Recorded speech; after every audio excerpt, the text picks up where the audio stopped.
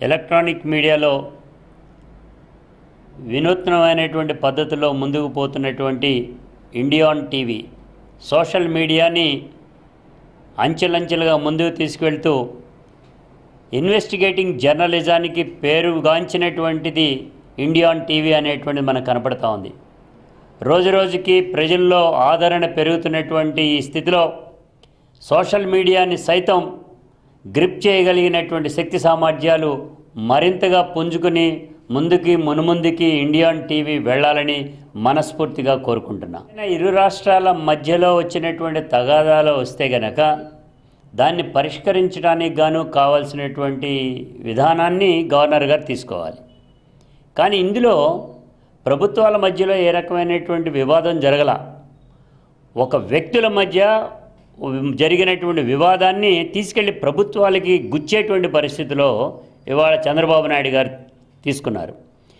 దీనిలో ఆంతర్యం ఏంటి? ఇవాళ హుటాహుటిన అటార్నీ జనరల్ ఈ 8 అనేటువంటి దాన్ని ఉపయోగించి సెక్షన్ 8ని ఇది గవర్నర్ గారు ఇమ్మీడియట్గా దీనిలో పూర్వపరాలన్నింటినీ కూడా పరిశీలన చేయమని అడగటంలో ఆంతర్యం ఏమిటి అనేటువంటి దాంట్లోనే అర్థమవుతా ఉంది. ఈ కేసుని పక్కదారి పట్టించడానికి ఏమన్నా ప్రయత్నం చేస్తారా? ఆంధ్రప్రదేశ్లో ఉన్న తెలంగాణలో ఉండేటువంటి ప్రజానీకం ఉత్కంఠత కూడా ఉన్నారు. ఎటువంటి పరిస్థితుల్లో అయినా దీన్ని పక్కదారి పట్టిస్తే చూస్తూ ఊరుకునే పరిస్థితి లేదు. సెక్షన్ 8 వేరు, క్రిమినల్ కేసు వేరు. ఆంధ్ర నుంచి ఒక మంత్రో, ఆంధ్ర నుంచి ఒక మనిషో తెలంగాణ ప్రాంతంలోకి వచ్చి ఒక అతన్ని హత్య చేసినందుకు కేసు పెడితే ఆంధ్ర వాళ్ళ మీద కేసు పెడతారా అని అనొచ్చా? అప్పుడు కూడా అటార్నీ జనరల్ ఈ రకంగా ఇవ్వచ్చా? అంటే దాని అర్థం ఏంటి? లంచాలు ఇచ్చినా, హత్యలు చేసినా, మానభంగాలు చేసినా, చేసినా కానీ కూడా పరిరక్షించడానికి గవర్నర్లు, అటార్నీ జనరల్ ఉన్నారా అని అడుగుతున్నాం. ప్రభుత్వాల మధ్యలో వచ్చే జల వివాదం వచ్చింది, లేదా విద్యుత్ వివాదం వచ్చింది, ఆస్తులకు సంబంధించిన వివాదం వచ్చింది, వ్యక్తిగతమైనటువంటి ఆ రకంగా వస్తే నువ్వు ఇమ్మీడియట్గా యాక్షన్ తీసుకోవాలి. కానీ ఈ రకంగా మాత్రం ఈ ఓటు నోటు కేసుకు సంబంధించిన దాంట్లో డైరెక్ట్గా ఇన్వాల్వ్మెంట్ ప్రభుత్వం అవటం తప్పిదం అవుతుందనేటువంటిది నా యొక్క అభిప్రాయం. ఇప్పటికైనా కానీ దాన్ని ఉపసంహరించుకోవాలి, అబ్జర్వ్ చేయటం మంచిది. దాన్ని ఇప్పుడు ఏదైనా తెలంగాణ గవర్నమెంటు ఒకవేళ స్టింజన్గా తీసుకుని ఎవరైనా ఇబ్బంది పెట్టే పరిస్థితిలో ఉంటే రావటం మంచిది. ఇవాళ ఒక కోర్సు ఇన్వెస్టిగేటింగ్ ఏజెన్సీ ఏదైతే ఏసీబీ ఉన్నదో ఆ ఏసీబీకి వదలవలసినటువంటి అవసరం ఉంది. వాళ్ళు చేసేటువంటి క్రమంలో జరిగేటువంటి దాన్ని చూసుకున్న తర్వాత ఇంటర్వ్యూ అవ్వాలండి. ఏసీబీ దూకుడు తగ్గింది అంటున్నారు, ఇదేమన్నా కేసు నీరుగారే అవకాశం ఉంది? యాక్చువల్గా ఏసీబీ ఇంకా స్పీడ్గా ఉండాలి. ఆల్రెడీ ఫుటేజెస్ ఉన్నాయి, డైరెక్ట్గా కనపడుతున్నాయి, అన్ని రకాల ఎవిడెన్స్లు కనపడుతున్నటువంటి సందర్భంలో డైరెక్ట్గా ముద్దాయిగా నోటీస్ ఇవ్వాల్సినటువంటి అవసరం ఉంది చంద్రబాబు నాయుడు గారికి.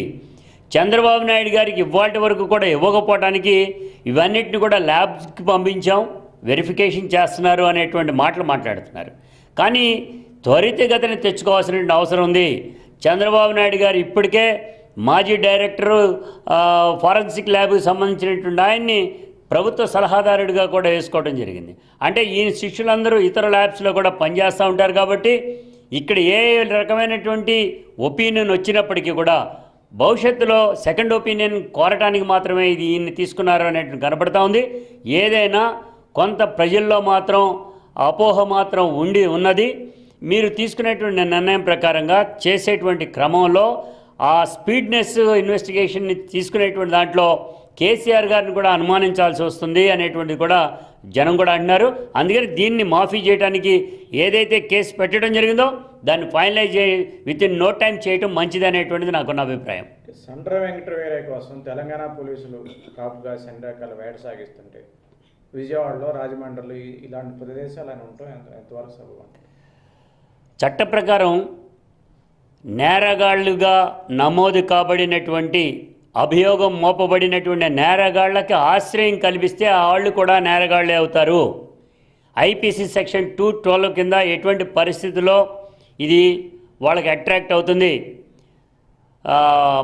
ఏదైతే సండ్ర వెంకట వీరయ్య గారిని మంత్రి ఉమా గారు దాచారనేటువంటిది, అదేవిధంగా మత్తయ్య గారిని బోండా ఉమా దాచాడనేటువంటిది విజయవాడ నగరంలో హల్చల్ చేస్తూ ఉంది. అంటే ఇవన్నీ కూడా ఏంటి? తెలంగాణలో జరిగినటువంటి ఇన్సిడెంట్కి సంబంధించి ఆంధ్రాలో పరిరక్షించాల్సినటువంటి అవసరం లేదు.